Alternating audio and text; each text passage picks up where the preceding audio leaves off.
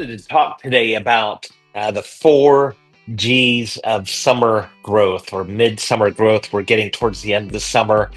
And a lot of times at this time of year, people sort of lose focus of what they should be doing.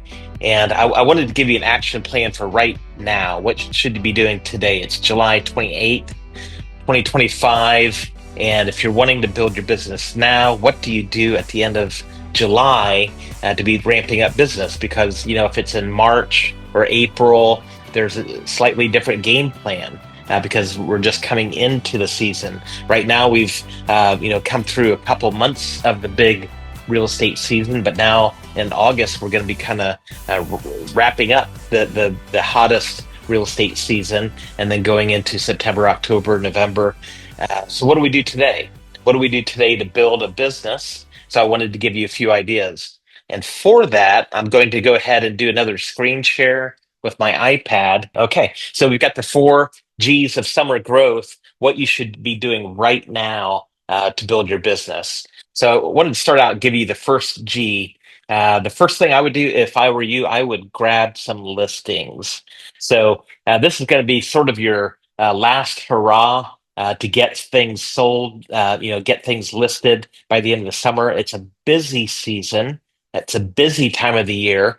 So there's going to tend to be more opportunities than there would be at some parts of the year. In particular, I'm thinking of things like expired listings. There's going to be more than normal expired listings during this particular month.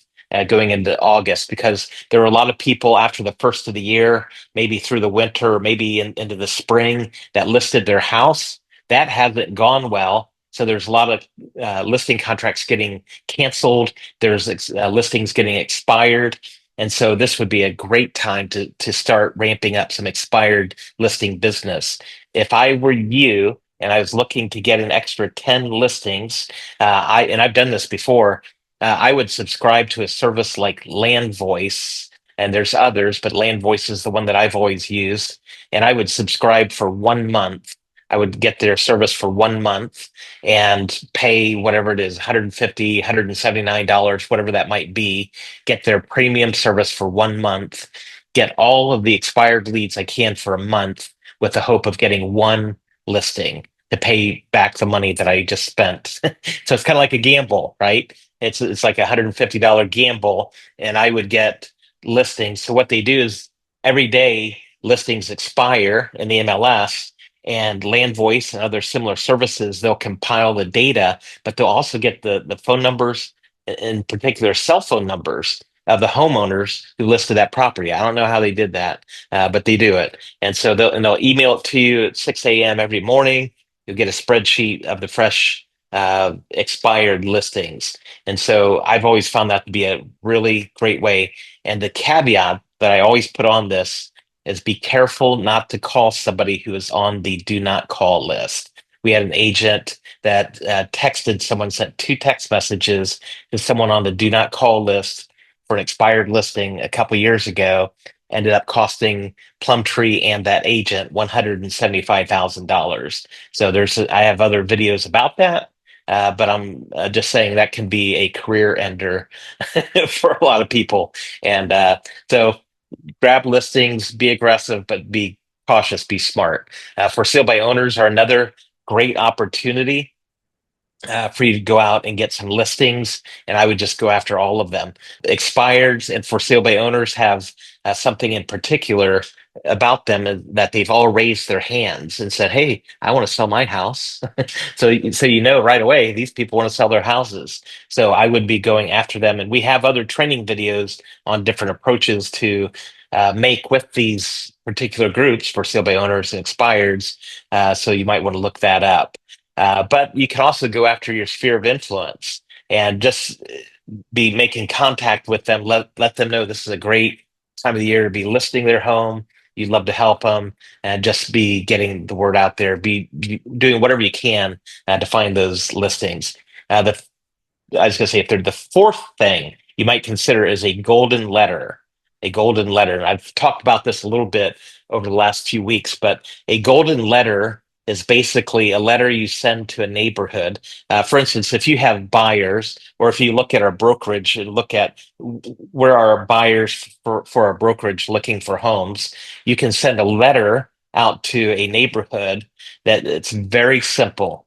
It just says, "Hey, um, would you be interested in selling your home to a buyer of mine?" That's all you have to say. Ask the question. If so, shoot me a text message at this number. And so it can be the strength of it is the simplicity of it.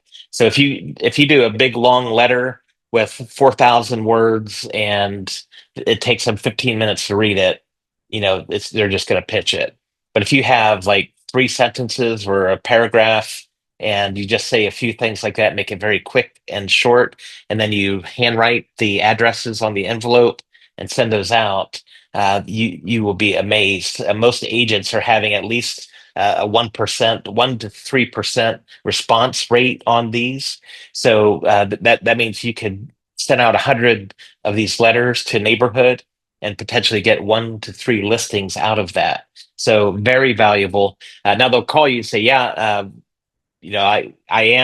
I would potentially sell it to a buyer of yours." So you set up an appointment. Well, that's great. Let me stop by and take a look at your home. And literally you can look at the home and see if it's a fit for any of your buyers or buyers in the brokerage. We have thousands of buyers in our brokerage. So and the key to it, if they list their home with you, you can find a client who will buy their home. So that's where you want to go with that. But it's called a golden letter, and I've heard of agents having massive success with this strategy around the nation. So I would grab some listings. That would be the first thing I'd do, because this is kind of your last big hurrah before the end of the year. Next, oh, and by the way, your goal with this, wanting to list these properties. Your goal is by the end of October, you want to make sure you have 3 months of reserve income in the bank.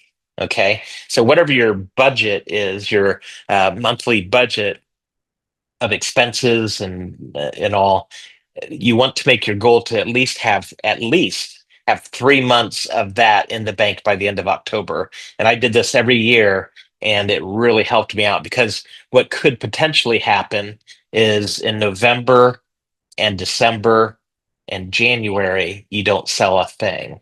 Okay. Because once we get to October, people check out. So November is a very difficult time to sell houses. December, everyone's dipping in the eggnog. They're not really ready to buy a house. January, they're paying off their Christmas credit card debts. So I've often seen a dearth of activity during those 3 months.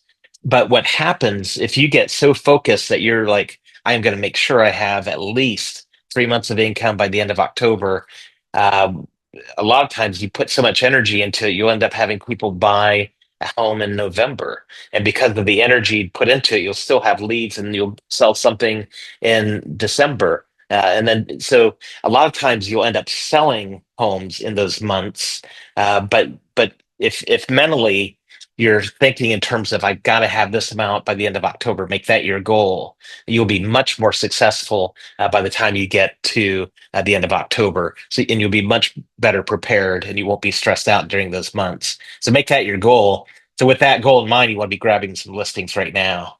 Okay. And then, so this is point number one, grab some listings. Point number two is grow your digital footprint online. So you want to make a massive presence, make a big push right now to be everywhere on social media. Social media, if you have a YouTube channel, then start throwing videos out there. If you don't have a YouTube channel, go get one and start posting videos of just maybe walkthroughs or community videos, great restaurants in your town videos. Show videos of top 10 reasons to move to your town. It can be a 3-minute video. Top 10 reasons to move here, top 10 reasons to move to this community, top 10 for this community, top 10 for this community. If you'll start doing top 10 videos, even if they're 3 minutes long, you're going to start dominating in your area, in your market on YouTube. And YouTube is the second biggest search engine in the world, right behind Google, which owns YouTube. So Google and YouTube, if you can get on YouTube, you're going to start getting leads, free leads through that. So and then just online profiles. So you want to make sure that you have, your LinkedIn, your Facebook. Go to online. Make sure you have a great online profile on Zillow. You don't have to pay for Zillow leads to have an online profile. Realtor.com, Trulia, all of the websites where people are going to look at homes, make sure you have a profile there. And I would work up your profile, make it as great as you can, and then use ChatGPT to strengthen it and to put search engine words in there, keywords in your profile. So when people are searching, boom, there your profile shows up. So during this time of year, spend some time to focus on your digital footprint. The third thing I would say is go after every previous lead that you've had over the last 6 months. So go back. There's probably some leads you had back in March and they kind of fell off your radar and they're just kind of floating out there. Or maybe they lost interest, but don't you lose interest. You go back in and all you have to do is just check back in. Check, hey, just checking in, see how things are going. Anything I can do to help. So every contact that you've made over the last 6 months, follow up with them and just say, do a checking in text message. Hey, just checking in. How are things going? Is there any way I could be a help? So go after every lead that you've had for the past 6 months. And then the fourth thing is gather your sphere of influence together. So you want to make contact with everyone in your sphere, everyone you know. And some of you have a list, a spreadsheet, a list, and maybe you've imported it into Bold Trail. You get bonus points for that. But some of you have a great database where you have hundreds of names of people that you know. But some of you haven't put any effort into your database yet. Now, you have to understand if you don't have a database, and that's just a list of everyone that you know that would potentially do business with you or they would potentially refer business to you. Here's what you need to know. If you don't have a list, if you don't have a database, real estate is really just a hobby for you. Okay, it's not a serious career. If you don't have a list, a database, you're not really taking it seriously like a career. You're treating it like a hobby. Now imagine you got some corporate sales job where you're working for some big um, company where they're selling satellite uh, components to another manufacturing company, and they look at your resume and they say, "Hey, we want you to work for us." So you're working for this big corporation, and some of you have already done corporate sales. Imagine you get a great job in corporate sales and you try to run that job without a database. Can you imagine anything like that? There is zero chance you will keep a job with a big corporate sales firm if you don't keep a database. And most likely they'll provide a database to you when your first day on the job. I've had jobs where the first day on they say, okay, here's your database. Here's 10,000 people. This is your database, and then you just go from there. But if you're trying to run your business, your real estate business, without a database, it's not really a serious business for you. So I highly encourage you to put all the people you know, start out with a spreadsheet, make a list of everyone that you know that would either do business with you or they would send business to you, and then make sure you figure out what's their contact information, what's their home address, and put all of that together. And then ideally you upload it to Bold Trail, which we provide to our agents. This is a powerhouse of software that you have, and then I would start making contact with them. So here we are at the end of July. What you want to do with your database is just kind of check in with them. And you can come up with your own reasons for reaching out to them. But you might check in, just say, hey, summer's almost up. Real estate market is fantastic, or whatever adjective you want to use. And say it's a great time for buying and selling. Let me know if there's anyone you know that might be interested in buying or selling a home. Love to help them out. You can say, I'm busy, but I'm not too busy to help out your friends or family. I'd love to help them out. So, but somehow you got to figure out a way to make contact with everyone in your sphere of influence.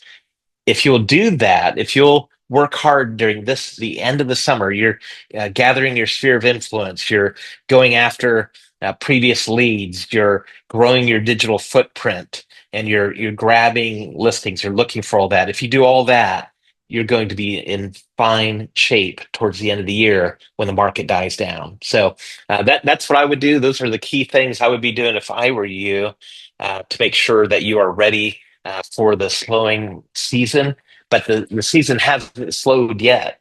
We're still in a great season of real estate, so you need to go hunting while it's you have the opportunity. Well, good stuff. So get out there, go grab some listings, and start building up. Give it a big push. The next 2 weeks, give it a big push to generate some business, get you through the fall. And I know you will be rewarded for that effort when you start picking up a lot of dust because you're busy working. Things start to happen. So if you get too lazy in the sun and vacations and stuff, which is all great, we all need all that stuff. But if you take your foot off the accelerator too long, you'll be paying for it in November. So let's go out there, get busy, so you have a fruitful November. So. Other than that, have a fantastic week. This Thursday at 11, we have our next Bold Trail training. It's going to be amazing. This will be our last training from Bold Trail. So I encourage you to be there. We'll be sending out the link ahead of time. So other than that, have a great week.